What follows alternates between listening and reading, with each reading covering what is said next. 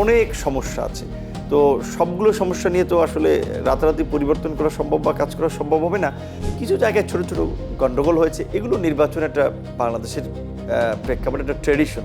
ওই সিদ্ধান্তের পরিবর্তন না হওয়া পর্যন্ত তো আওয়ামী লীগের রাজনীতিতে স্বাভাবিক কর্মকাণ্ড করার সুযোগ নাই। আমার মতে এটা বাংলাদেশের ইতিহাসের মধ্যে সবচেয়ে একটা ভাইব্রেন্ট কনস্ট্রাকটিভ পার্লামেন্ট হবে। রাজনীতিটা বোধহয় আপনার পারিবারিক উত্তরাধিকারের মতো, আপনার এমপির ছেলে এমপি হবে, মন্ত্রীর ছেলে মন্ত্রী হবে। সেখানে কিন্তু আমরা অনেকে সেই উদাহরণ ভেঙে দিয়েছি, তরুণ প্রজন্মকে রাজনীতিমুখী করতে পেরেছি।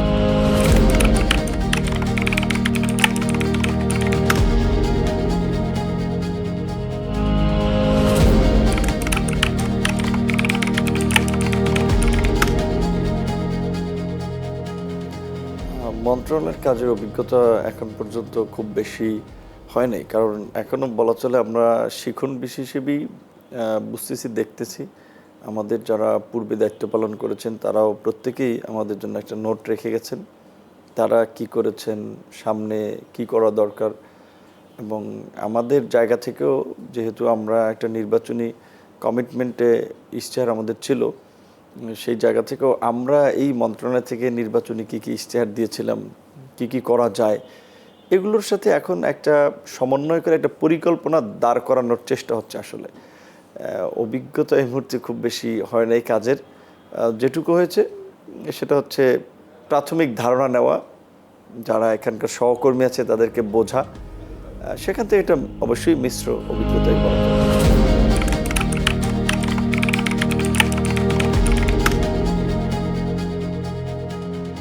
স্বাভাবিকভাবেই এটুকু আমরা চ্যালেঞ্জ করে বলতে পারি যে আমি এই মন্ত্রী হওয়ার আগে প্রবাসীদের নিয়ে যেভাবে ডিরেক্টলি আন্দোলন সংগ্রাম থেকে শুরু করে তাদের দাবি দেওয়া তুলে ধরার ক্ষেত্রে যেই ভূমিকাটা আমরা তখনকার প্রবাসী অধিকার পরিষদ নামক সংগঠন থেকে নিয়েছিলাম, সেটা অন্য কোনো সংগঠন ওইভাবে করে নাই।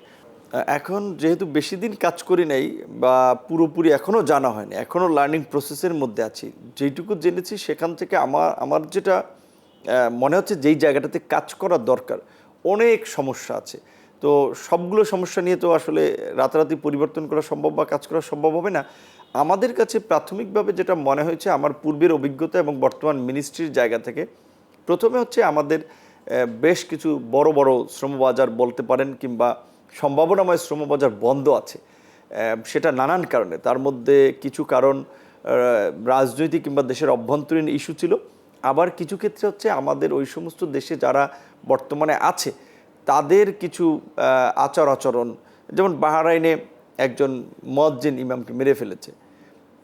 ইউএই বা দুবাইয়ে, যেটা আমরা বলি সংযুক্ত আরব আমিরাতে, আপনার সেখানে আমাদের যারা যাচ্ছে বা বিভিন্ন দেশ থেকে অভিবাসী যারা যাচ্ছে তাদের নিয়ে ওরা আপনার যে গবেষণা করে সেখানে কোন কোন দেশ থেকে লোকেরা কী ধরনের অপরাধ করে এটার একটা প্রতিবেদন তারা তৈরি করে। সেখানে বাংলাদেশের সম্পর্কে ওদের খুব নেগেটিভ ধারণা, যেই কারণে কিন্তু বাংলাদেশের জন্য শ্রমবাজার বন্ধ। বাহরাইনে একই কারণে বন্ধ হয়েছে, মালয়েশিয়া সহ আরও কিছু জায়গায় বন্ধ আছে। এখন এইগুলোকে ওপেন করাটা আমাদের একটা অগ্রাধিকার বা এটা নিয়ে কাজ করাটা খুব জরুরি, কারণ আমাদের বাংলাদেশের মতো একটা ওভার পপুলেটেড কান্ট্রি, আমরা যদি বিদেশের শ্রমবাজারকে ধরতে না পারি বা যেটা একসময় ছিল আমাদের সেটাকে যদি কন্টিনিউ করতে না পারি, তাহলে আমরা আর্থিকভাবে বিভিন্নভাবেই ক্ষতিগ্রস্ত হব। তো এটা ওপেন করাটা আমাদের জন্য ফার্স্ট মনে করেন প্রায়োরিটির মধ্যে আছে। দ্বিতীয়ত, আমাদের দেশ থেকে যারা বাইরে যায় এরা কিন্তু ম্যাক্সিমামই, বিশেষ করে যারা কাজের উদ্দেশ্যে যায়, একেবারেই সাধারণ পরিবার থেকে সাধারণ মানুষগুলো যায়। দেখা যায় কেউ আপনার স্ত্রীর গয়নাগাটি বিক্রি করে, জমি জমা বিক্রি করে, লোন নিয়ে। তো সেক্ষেত্রে তারা যে সমস্ত এজেন্সিগুলোর মধ্যে যায়, যে সমস্ত এজেন্সির মাধ্যমে যায়, অনেক ক্ষেত্রে তাদের দ্বারা প্রতারিত হয়। বলে একটা কাজ করার জন্য নিয়ে দেয় আর এক কাজ, আবার অনেক ক্ষেত্রে আপনার কোনো কাজও দিতে পারে না। এই প্রতারণাটা আপনার ঠেকানোটা আমাদের একটা কাজের অগ্রাধিকারের মধ্যে আছে। পাশাপাশি এই যে আমাদের প্রবাসীরা যায়, এটা খুবই উচ্চ ব্যয়, এই ব্যয়টা কমানো আমাদের একটা অগ্রাধিকার আছে। ব্যয় কমানোর ক্ষেত্রে আমরা যেটা মনে করি যে এখানে আমরা যদি মন্ত্রণালয় থেকে একটা খরচ বেঁধে দেই, সেটা একটা বিষয় হতে পারে। দ্বিতীয়ত হচ্ছে আপনার আবার যারা এজেন্ট বা রিক্রুটিং লাইসেন্সগুলো যারা কাজ করে তাদের যেই অভিযোগগুলো বা তাদের যেটা পর্যবেক্ষণ, থার্ড পার্টি ফোর্থ পার্টি এরকম ভায়া হয়ে আসতে গিয়ে আপনার একজন প্রবাসীর অনেক ক্ষেত্রে প্রতারিত হতে হয় এবং কষ্ট বেশি পড়ে। সেক্ষেত্রে আমরা যদি একটা সেন্ট্রাল ডাটাবেস তৈরি করতে পারি যে যেখানে আপনার যারা প্রবাসী যেতে চায়, কে কোন দেশে যেতে চায়, তার স্কিল কি, সে ওখানে গিয়ে কি কি কাজ করতে পারবে, ধরেন তার 3-4টা স্কিল আছে, ওই 3-4টা সহ একটা ডেটা থাকবে। সেক্ষেত্রে যখন বিভিন্ন আমাদের দেশের এজেন্সিগুলো কিংবা বাইরের প্রতিষ্ঠান যখন যে ধরনের লোক চাবে ওই ডেটাবেসের সাথে ম্যাচ করে আমরা লোক পাঠাতে পারবো, তাদেরকে অফার করতে পারবো এবং সেই ক্ষেত্রে তাদের হয়রানি, প্রতারণা, কষ্ট অনেক কমবে, এই অভিবাসন ব্যয় এটাও কমিয়ে আনা আমাদের জন্য একটা অগ্রাধিকার। এবং আমাদের দেশের প্রবাসী যারা দেশের বাইরে যায় স্বাভাবিকভাবেই অনেক ক্ষেত্রে ভালো কোম্পানিতে চাকরি করলে তারা চিকিৎসা সেবা সহ অন্যান্য ক্ষেত্রে সুযোগ সুবিধা পায়, কিন্তু একেবারে ছোট কোম্পানিতে কিংবা ব্যক্তিগত পর্যায়ে অনেক ক্ষেত্রে কাজ করলে তারা চিকিৎসা সেবাটা বা পায় না। তো সেক্ষেত্রে আমরা যদি অনলাইনে তাদের চিকিৎসা সেবা দিতে পারি এটা নিয়ে আমরা একটু চিন্তা করছি। এবং আমাদের সত্যিকার অর্থেই আমাদের দেশের মধ্যে, এটা শুধু বিদেশে না দেশের মধ্যেও যারা আমরা সার্ভিস দিয়ে থাকি, আমি মন্ত্রী প্রতিমন্ত্রী যাই হই, আমিও তো জনগণের একজন সেবক। তো আমাদের এই যে যারা জনগণের প্রতিনিধি কিংবা যারা পাবলিক সার্ভেন্ট, সরকারি কর্মকর্তা কর্মচারী, তাদের মধ্যে ওই দায়বদ্ধতাটা নাই যে তারা জনগণের সেবা দেওয়ার জন্য এখানে বসে আছে। তো সেক্ষেত্রে এই অফিস আদালতগুলোকে আসলে কিভাবে সেবামুখী করা যায়, বিশেষ করে আমাদের বাইরের দূতাবাসগুলোতে যেন আমাদের প্রবাসীরা যে বাংলাদেশের বা তাদের জন্য একটা নিরাপদ আশ্রয়স্থল মনে করে এবং তাদেরকে যেন ফ্রেন্ডলি একটা সেবা দিতে পারে, সেই পরিবেশটা নিশ্চিত করা। যে সমস্ত জায়গায় আমাদের মন্ত্রণালয় রিলেটেড যে আপনার লেবার উইং বা শ্রম আপনার কল্যাণের জন্য প্রতিনিধি যেখানে নাই সেখানে সেই প্রতিনিধিগুলো দেয়া, এবং যেখানে কম আছে যেমন ধরেন সৌদি আরবের মতো বড় দেশ কিংবা এরকমের আরও বড় বড় দেশ, ওমান কিংবা বিভিন্ন দেশ, সেই সমস্ত দেশে এই শ্রম কল্যাণ উইংয়ের সংখ্যাটা বৃদ্ধি করা, এই রকমের কিছু বিষয় আমরা হাতে নিয়েছি। এবং আরেকটি বিষয় হচ্ছে যে আমাদের দেশ থেকে যারা যায়, ধরেন অনেকে 2 বছর 3 বছরের জন্য যায়, 6 মাস 1 বছর কাজ করে ওখানে বেকার হয়ে যায়, তো তাদেরও একটা ডেটা তৈরি করা এবং বিশেষ করে আমাদের ওইখানকার যে লেবার উইং আছে তারা ওইখানকার যে সমস্ত কোম্পানিগুলো লোক হায়ার করে তাদের সাথে একটা যোগাযোগ রাখবে। যখন আমাদের অ্যাম্বাসির কাছে ডেটা থাকবে যে আমাদের 50 জন এই সেক্টরের শ্রমিক বেকার আছে বা কাজবিহীন আছে, তাদের সাথে ট্র্যাক করে দেওয়া, এই ধরনের বেশ কিছু সমন্বিত কাজ নিয়ে আমরা আগাচ্ছি।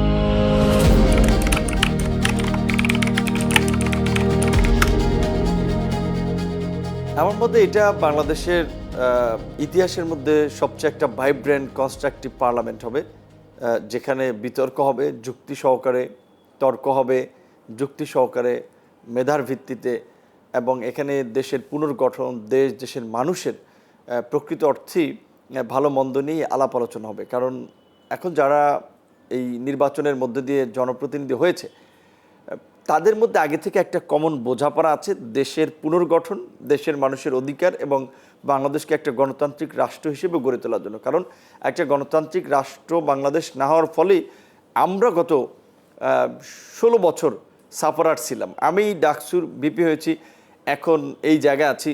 কয়েকদিন আগেও আমি একটা নির্মম নিষ্ঠুরতার মধ্যে দিয়ে গিয়েছি, অসংখ্যবার হামলার শিকার হয়েছি, আমার সহকর্মীরা হামলার শিকার হয়েছে, রক্তাক্ত হয়েছে। বিশ্ববিদ্যালয়গুলো যেখানে জ্ঞান চর্চার পূর্ণভূমি বলা হয় সেখানে শিক্ষার্থীরা নির্যাতিত নিষ্পেষিত হয়ে অনেকে মৃত্যুবরণ করেছে, অনেকে দেশ ছেড়েছে। রাজনীতি যেটা একটা সম্মানের বিষয় ছিল যে মানুষের জন্য কাজ করার, ভিন্ন মতের রাজনীতি করতে গিয়ে অনেক মানুষ গুমের শিকার হয়েছে, খুনের শিকার হয়েছে। তো ওই ধরনের অন্ধকার যেন বাংলাদেশে ভবিষ্যতে না নেমে আসে, সেজন্য সবাই মিলে আমরা একসাথে কাজ করবো। এটা আমাদের কিন্তু এই নতুন সংসদের একটা কমিটমেন্ট। আমরা যে জুলাই গণ অভ্যুত্থানের ফলে আজকের একটা নতুন পরিবর্তিত পরিস্থিতিতে দাঁড়িয়ে আছি, সেটার একটা কমিটমেন্ট আছে যে এই বাংলাদেশ আর যেন কোনো ফ্যাসিবাদী রাষ্ট্রে পরিণত না হয়, এই বাংলাদেশে যেন কোনো কর্তৃত্ববাদী শাসন না থাকে, বাংলাদেশে একটা গণতান্ত্রিক শাসন, মানুষের কল্যাণ, নাগরিক মর্যাদা এবং অধিকার থাকে, সেই বাংলাদেশ আমরা নিশ্চিত করব। এবং সেই বাংলাদেশ নিশ্চিত করার জন্যই কিন্তু সংবিধান, আইন, বিধিবিধানের সংশোধন, বিভিন্ন বিষয় নিয়েই পার্লামেন্টে আলোচনা হবে। এবং এখানে একটা বহু মাত্রার আমি মনে করি যে সংসদ এখানে আছে। একদিকে যেমন একেবারেই ছাত্র বা তরুণদের প্রতিনিধি হিসেবে অনেকে আছে, মিডল এজ তাদের প্রতিনিধি হিসেবে অনেকে আছে, সাধারণ মানুষের প্রতিনিধি হিসেবে আছে, এবং বহু মত পথের সংসদ সদস্যরা এই পার্লামেন্ট আছে। সেই দিক থেকে বলা চলে এটা বাংলাদেশের ইতিহাসের অবশ্যই একটি প্রাণবন্ত কার্যকর সংসদ হবে।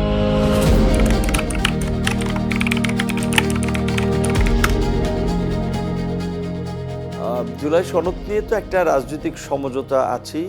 এখন যেহেতু নির্বাচন হয়েছে, এখন একটা পার্লামেন্ট হয়েছে, এখন সেই পার্লামেন্টে নতুন করে আলোচনা হবে, কিংবা অধ্যাদেশ যেগুলো হয়েছে সেগুলো যদি সংযোজন বিয়োজন প্রয়োজন হয় সেটা করে আইনে রূপান্তর করা হবে।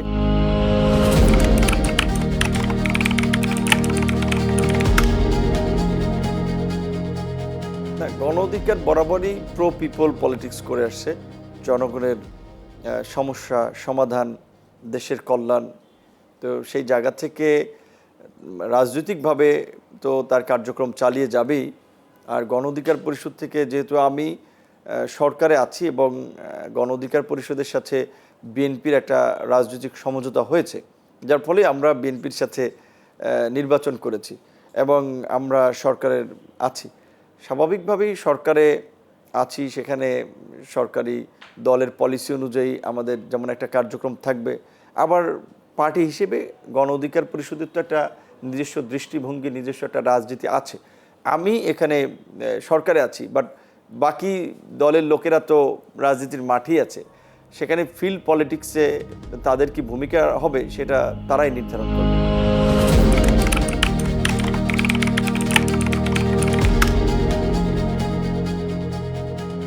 আমার মনে হয় যে তরুণদের জন্য মেসেজের যে সবচেয়ে দৃষ্টান্ত এবং এক্সাম্পল হচ্ছে যে কেউ যদি দেশের জন্য কিছু করতে চায়, তার যদি ডেডিকেশন থাকে, কমিটমেন্ট থাকে, তাহলে তারা উপযুক্ত মূল্যায়ন পাবে। যেমন আমরা ছাত্র আন্দোলন থেকে ধারাবাহিকভাবে আন্দোলন সংগ্রাম করেছি, আমরা নির্বাচন করেছি, জনগণ আমাদের ভোট দিয়েছে, আমরা এমপি হয়েছি, আমরা ক্যাবিনেটেও আছি। এবং আমি না শুধু, আমার আরও কিছু সহযোদ্ধা যারা বয়সে একাডেমিক্যালি আমার 4-5 বছরের জুনিয়র, তারাও অনেকে কিন্তু এমপি কিংবা বিরোধী দলীয় হুইপের জায়গা আছে। সো আমাদের তরুণদের যে দীর্ঘদিন একটা চিন্তা ছিল যে অনেকে মনে করছে যে রাজনীতিটা বোধহয় আপনার পারিবারিক উত্তরাধিকারের মতো, আপনার এমপির ছেলে এমপি হবে, মন্ত্রীর ছেলে মন্ত্রী হবে, কিংবা পলিটিক্যাল ফ্যামিলির লোকেরাই পলিটিক্স করবে। সেখানে কিন্তু আমরা অনেকে সেই উদাহরণ ভেঙে দিয়েছি যে সাধারণ পরিবার থেকে, একেবারেই সাধারণ মানুষ সেই জায়গা থেকে রাজনীতিতে আসা যায়, নেতৃত্ব দেওয়া যায়, সেই উদাহরণটা তো আমরা। তো কাজে আমার তরুণদের প্রতি প্রত্যাশা থাকবে যে বাংলাদেশের বর্তমান প্রেক্ষাপটে এই দেশকে এগিয়ে নিয়ে যেতে হলে তরুণদেরকে রাজনীতিতে আসা উচিত এবং ইতিবাচক রাজনীতি করা উচিত।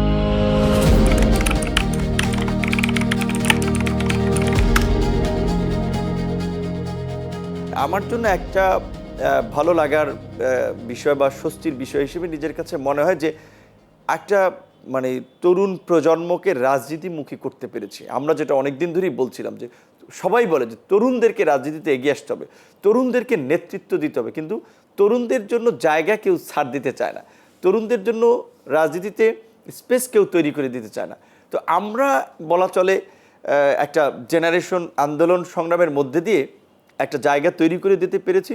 সেটা শুধুমাত্র জায়গা না, নেতৃত্ব পর্যায় পর্যন্ত। এবং এখন তরুণদের অনেকগুলো পলিটিক্যাল প্ল্যাটফর্ম আছে। সো এই চাইলে আগামীতে যারা রাজনীতি করতে চাবে তাদের জন্য হিউজ সুযোগ আছে।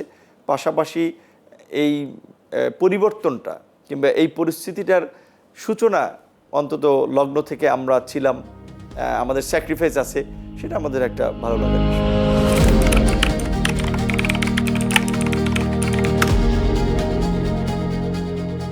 বাংলাদেশে একেবারে নির্বাচন শতভাগ স্বচ্ছ বিতর্ক মুক্ত এই 50 বছরে কিন্তু হয় নাই। তো আমরা একটা স্ট্যান্ডার্ড কোয়ালিটিতে ধরি যে অন্তত 70 to 80% যদি কাভার করে দেন আমরা এটাকে স্ট্যান্ডার্ড হিসেবে কনসিডার করতে পারি। আমার এলাকায় আমি বলবো নির্বাচন মোটামুটি অবাধ, সুষ্ঠু, নিরপেক্ষই হয়েছে। কিছু জায়গায় ছোট ছোট গণ্ডগোল হয়েছে, এগুলো নির্বাচন একটা বাংলাদেশের প্রেক্ষাপটে একটা ট্র্যাডিশন। বাট ওই সমস্ত দিক বিবেচনা করলে আমি বলবো নির্বাচন সুষ্ঠু হয়েছে। কিন্তু যদি বলে নির্বাচন সুষ্ঠু নির্বাচনের পরিবেশটা রক্ষার্থে প্রশাসনের যে ভূমিকাটা ছিল সেইখানে আরেকটু হলে ভালো হতো, কিন্তু তারাও চেষ্টা করেছে। এই 5ই আগস্টের পরে গণ অভ্যুত্থান পরবর্তী একটা পরিস্থিতিতে একটা নির্বাচন আয়োজন করা, সেই নির্বাচনকে যেইটুকু হয়েছে এই লেভেলে নিয়ে আসাটাই একটা সরকার দেশের জন্য বড় চ্যালেঞ্জ ছিল। সেই মাত্রা যদি বিবেচনা করি তাহলে বলা যাবে শতভাগই সুষ্ঠু।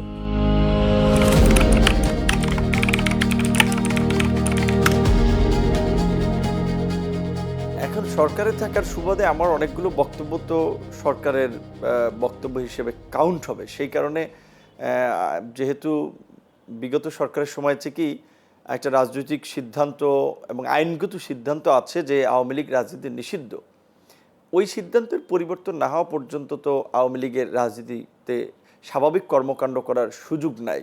যদি তারা করে তাহলে তো সেটা আইনশৃঙ্খলা বাহিনী প্রশাসন দেখবে। জাতীয় পার্টি সহ যারা ফ্যাসিবাদের সহযোগী ছিল তাদের বিষয়ে আপনার আন্তর্জাতিক অপরাধ ট্রাইব্যুনালেও মামলা হচ্ছে বা বিচারের একটা প্রক্রিয়া আছে, সেটা বিচারিক প্রক্রিয়া একটা নিষ্পত্তি হবে। আমি ব্যক্তিগতভাবে তো এখন বলাটা ঠিক হবে না। আর সরকারের নতুন কোনো সিদ্ধান্ত হলে সেটা তো ক্যাবিনেটের মাধ্যমে জানা যাবে।